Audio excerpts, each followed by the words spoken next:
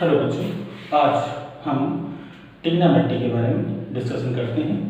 तो ट्रिग्नोमेट्री में inverse trigonometrical function class 12th में एक हमारा छोटा सा टॉपिक है और उस टॉपिक पर आज हम देखते हैं कि इसका इंट्रोडक्शन कैसे है। तो जैसे हमने एक साइन थीटा, जैसा कि आप जानते हैं, इसको अगर हम x ले लें तो आप जानते हैं कि साइन थीटा इक्वल टू, अगर x है तो इसको हम x/1 भी कह सकते हैं और परपेंडिकुलर बाय हाइपोटेनस। तो यहाँ से हम साइन थीटा यानी थीटा का वैल्यू अगर लिखना चाहें तो हम साइन इनवर्स x, यही साइन इनवर्स x का फॉर्मेट ही हमारा इनवर्स फंक्शन होता है। तो सबसे पहले जैसे हमारे साइन थीटा के 6 ट्रिग्नोमेट्रिकल फंक्शन होते हैं, उसी तरह से साइन इनवर्स x के भी 6 ट्रिग्नोमेट्रिकल फंक्शन बनेंगे। Sine inverse x, cos inverse x, tan inverse x, cot inverse x, sec और कॉसेक इनवर्स x। तो आज हम इसी में सबसे पहले इंटरचेंज करने की व्यवस्था करते हैं कि देखते हैं कि कितने फार्मूले बन जाएंगे। तो एक ये साइन थीटा, अगर इसको थीटा ले लिया जाए तो ये परपेंडिकुलर बाय हाइपोटेनस, ये परपेंडिकुलर बाय हाइपोटेनस का फार्मूला है। पाइथागोरस थ्योरम से हम इसको निकाल सकते हैं 1 - x²। और इस तरह से हम अगर साइन इनवर्स x के हम फार्मूले कॉस इनवर्स में अगर इसको चेंज करना है तो हम लिखेंगे बेस अपॉन हाइपोटेनस, यानी हम इसको 1 - x² लिख सकते हैं। इसी तरह से tan inverse perpendicular by base, यानी x/√1 - x²। cot inverse x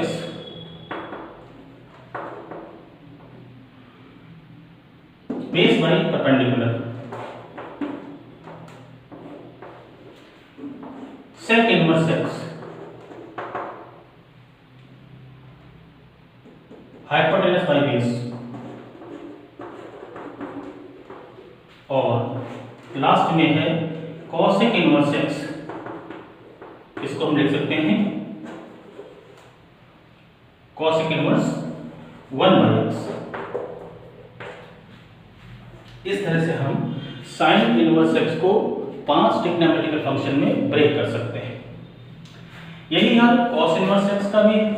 अगर हम cos इनवर्स x की बात करें तो इसको भी हम 6 ट्रिग्नोमेट्रिकल फंक्शन में हम ब्रेक कर सकते हैं। कैसे कि अगर हम cos थीटा को x ले लें तो theta equal to cos inverse x होगा। अब इस ट्रिग्नल में थोड़ा सा चेंज कर देंगे और चेंज ये होगा कि ये cos theta base upon hypotenuse, और इस कंडीशन पे इसका परपेंडिकुलर पाइथागोरस थ्योरम से 1/1 और x अगर इसके बेस और हाइपोटेनस हैं तो पाइथागोरस थ्योरम से √1 - x² होगा। अब इसको अगर साइन में चेंज करना है तो परपेंडिकुलर बाय हाइपोटेनस, यानी इसको हम 1 - x² लिख सकते हैं। tan इनवर्स में चेंज करना है तो perpendicular by base.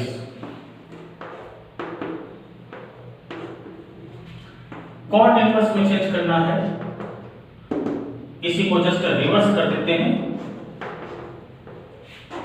sec inverse में चेंज करना है तो 1/x, और cosec इनवर्स में चेंज करना है तो 1/√1 - x²। और इसी मेथड को यूज करते हुए हम tan इनवर्स x के भी फार्मूले बना सकते हैं। जैसे हमने साइन इनवर्स x के बनाए, cos इनवर्स x के बनाए, तो हम tan इनवर्स x के भी फार्मूले बना सकते हैं। नोट करें और आते हैं दूसरे पॉइंट पर।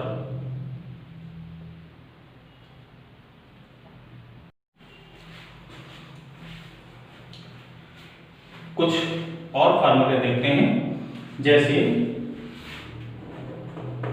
Sign inverse x plus cos inverse x equal to π/2। ये एक आइडेंटिटी है और इसको हम यूज करेंगे अपने क्वेश्चन में। इसी तरह से दूसरी आइडेंटिटी है tan inverse x plus cot inverse x equal to π/2 और थर्ड है sec inverse x plus cosec inverse x equal to π/2। तो ये तीन फार्मूले हमारे और बनते हैं जो लगभग सिमिलर हैं, एक थोड़ा सा डिफरेंस है। जब फार्मूलों की बात कर रहे हैं तो कुछ और फार्मूले भी देख लेते हैं। मे भी इनका डेरिवेशन नहीं आता है, लेकिन इनको सॉल्व करने में इन फार्मूलों की एक बहुत बड़ी वैल्यू है। तो इसी से रिलेटेड हमारा एक 2 sin इनवर्स x का फार्मूला है। इसको हम लिखते हैं sin inverse 2x under root 1 minus x square. एक 2 cos इनवर्स x, इसको हम लिखते हैं cos इनवर्स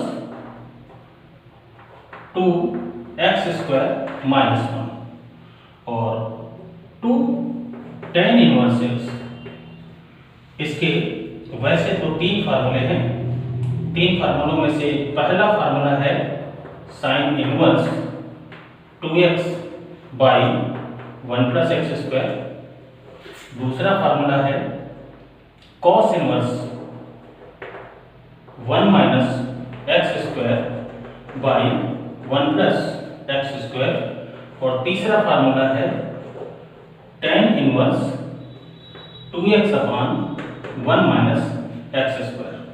इसमें जो ये फार्मूला है ये आपके सिलेबस में ज़्यादा यूज होगा, क्वेश्चंस इस फॉर्मेट पे ज़्यादा आएंगे। इन दोनों की भी ज़रूरत पड़ सकती है, लेकिन कुछ कम पड़ेगी। इस चैप्टर में फार्मूलों की संख्या ज़्यादा है, इसलिए सावधानी से फार्मूले याद करने की कोशिश करें, प्रैक्टिस करें और लिख लिख के याद करें। कुछ और फार्मूले भी हैं, जैसे 3 sin inverse x। 3 sin inverse x को हम अगर इसका 3 हटाना है तो हम इसको लिख सकते हैं 3x माइनस 4x क्यूब। इसी तरह से 3 cos इनवर्स x को अगर हमें लिखना है तो लिखेंगे cos inverse 4x cube minus 3x और 3 tan इनवर्स x। इसको फार्मूलों के तौर पर लिखना है तो हम लिखेंगे tan inverse 3x minus x cube by 1 minus 3x square. ये हमारे बेसिक फार्मूले हैं। क्लास 12th में एनसीईआरटी बेस्ड सिलेबस पर यही फार्मूले हमारे यूज होने हैं।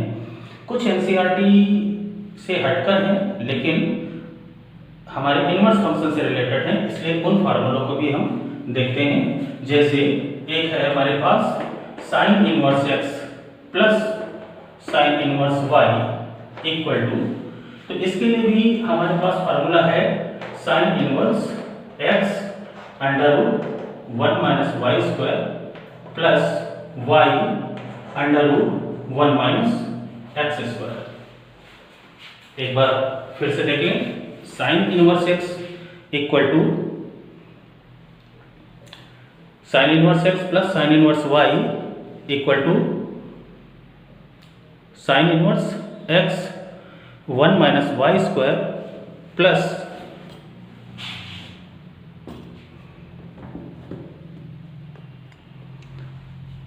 y under root 1 minus x square. में भी अब दिखाई देता होगा आपको, थोड़ा सा लाइट का प्रॉब्लम है, कोशिश करिए समझने की। इसी तरह से इसमें माइनस का भी एक फॉर्मूला है कि अगर यहाँ माइनस लगा दिया जाए तो यहाँ माइनस अप्लाई हो जाता है, यानी प्लस वाले में आपको प्लस यूज करना है और माइनस वाले में आपको माइनस यूज करना है। तो ध्यान रखिए कि जब प्लस का यूज है फार्मूला तो हमें क्या करना है और माइनस का तो हमें क्या करना है।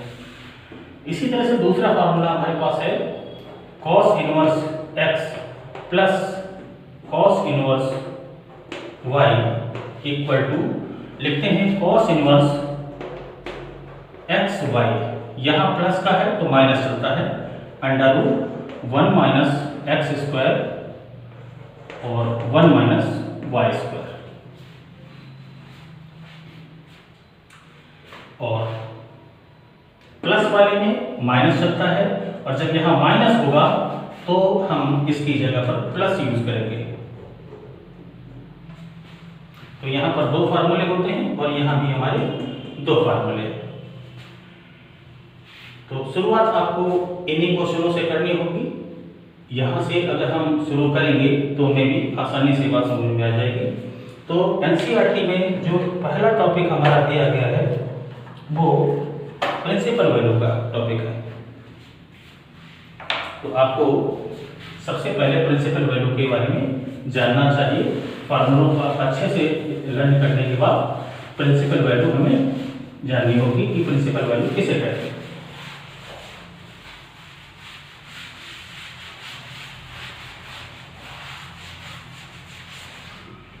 तो हम यहां पर कह देते हैं सपोज साइन इनवर्स 1/2 और यहां पर क्वेश्चन दे देगा फाइंड द प्रिंसिपल वैल्यू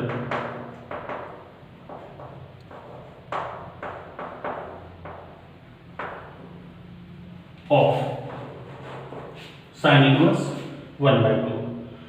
तो हम ये देखते हैं कि साइन इनवर्स का हाफ वैल्यू कहां पर होता है, कहां पर। तो इस तरह से हम एक क्वाड्रेंट बना लेते हैं। ये फर्स्ट क्वाड्रेंट है, ये सेकंड है, ये थर्ड है और ये फोर्थ है।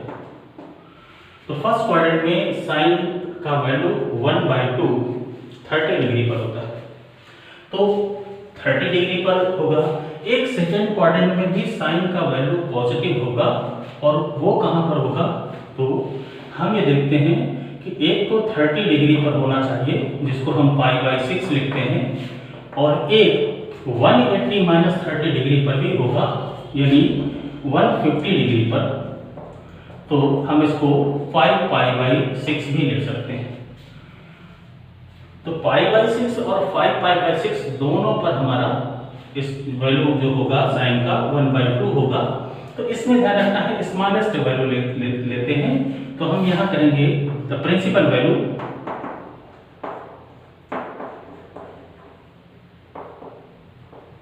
Of theta equal to π/6।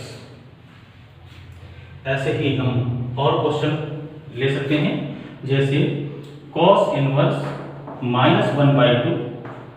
तो cos का वैल्यू -1/2 कहां पर होता है, तो आप यहां पर देखेंगे इस ट्रिग्नोमेट्रिकल फंक्शन में ये ऑल पॉजिटिव का बॉक्स है, यहाँ साइन cosec चलता है, यहाँ tan cot होता है और यहाँ cos और sec होता है।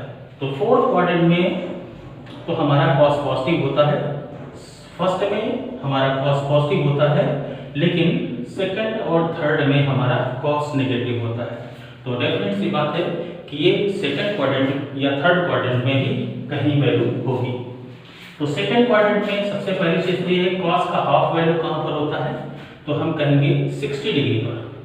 cos का 1/2 वैल्यू 60 डिग्री पर होता है, तो इसका मतलब है कि 180 माइनस 60 अगर करते हैं तो ये वैल्यू हमारी हाफ भी होगी और सेकंड क्वाड्रेंट में होने की वजह से ये नेगेटिव भी होगी। तो पहली वैल्यू हमारी 180 माइनस 60 यानी हम इसको 120 डिग्री,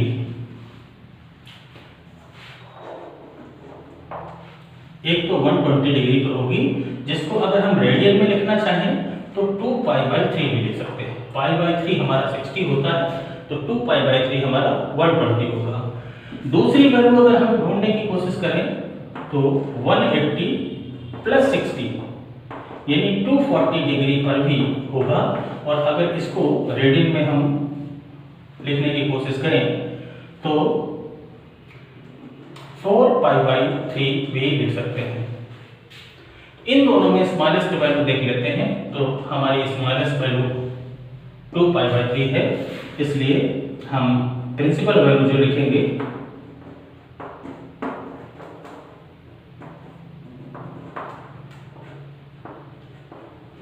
ये 2π/3 यही हमारा सॉल्यूशन होगा। तो इस तरह से ढेर सारे क्वेश्चंस आते हैं जो प्रिंसिपल वैल्यू पर डिपेंड है। आज के पहले लेक्चर में सिर्फ प्रिंसिपल वैल्यू क्या होती है और कैसे निकालते हैं और प्लस फार्मूलों का चाहे तो आप डेरिवेशन भी कर सकते हैं और चाहे तो आप इनको लर्न भी कर सकते हैं। तो आज के लिए इतना ही। आज पहला लेक्चर था, कोशिश करते हैं इसको मैनेज करने की और बेहतर होगा, आपको आगे भी बात समझ में आएगी। तो आज के लिए इतना ही।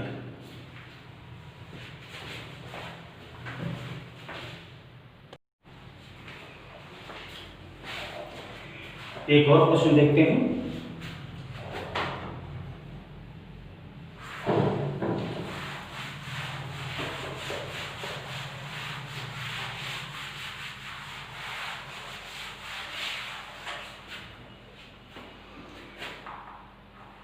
Sine inverse -√3/2 plus cos inverse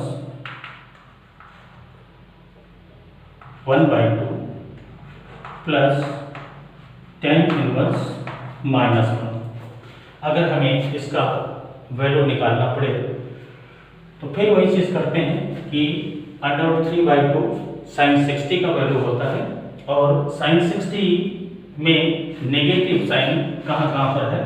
तो हम देखते हैं साइन नेगेटिव थर्ड और फोर्थ में साइन नेगेटिव होता है।